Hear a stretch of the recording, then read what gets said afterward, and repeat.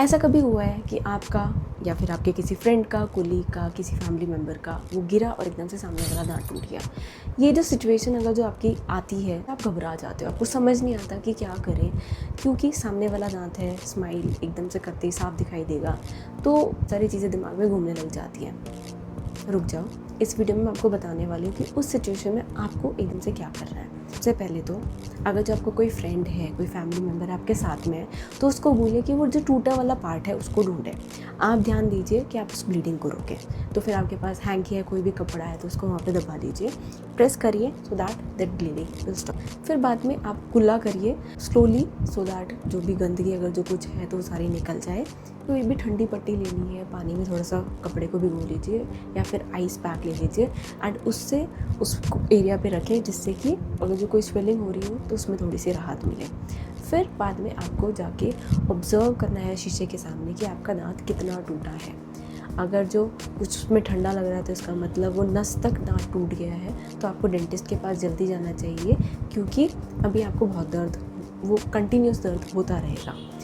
अभी के लिए आप कोई भी over the counter pain killer ले लीजिए, अगर जो घर में पैरासीटामोल पड़ी है तो उसको ले लीजिए। फिर जब आप डेंटिस्ट के पास जाएंगे तो उस दांत की क्या करेंगे कि आरसीटी कर देंगे। आपके जो थोड़ा सा ही जिप्ड ऑफ है तो उस दांत को स्मूथ कर देंगे सो दैट वो एरिया आपको इरिटेट ना करे, चुभे ना। तब तक के लिए आप वहाँ पे कोई कॉटन लगा लीजिए, उस एरिया को प्रेस करके रखिए। अगर जो आपका दांत हिल रहा है तो उस सिचुएशन में क्या करना है, तो अगेन उसको स्टेबल रखिए, उस दांत को वहाँ पे।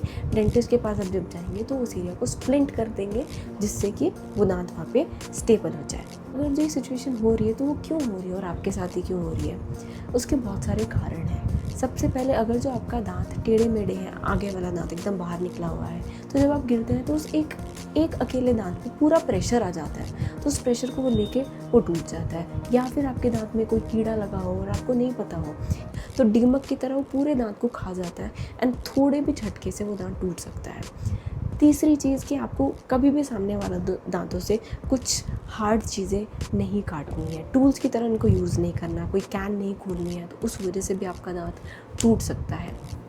फोर्थ कि अगर जो आपको ब्रक्सिज्म, रात में दांत को घिसने की आदत है, तो उसकी वजह से over a period of time like in your 40s दांत हिलने लग सकता है, क्योंकि दांत की जो हड्डी होती है वो दांत को छोड़ देती है, तो उस वजह से भी दांत आपका जल्दी टूट सकता है।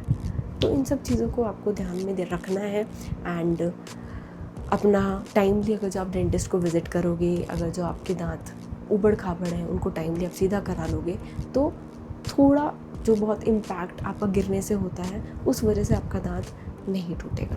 आई होप इस वीडियो से आपको थोड़ी इन्फॉर्मेशन मिली हो एंड इसको प्लीज़ फॉरवर्ड करें सो दैट इस इमरजेंसी वाले सिचुएशन में आप एक राइट स्टेप ले सकें एंड आप घबराएं नहीं।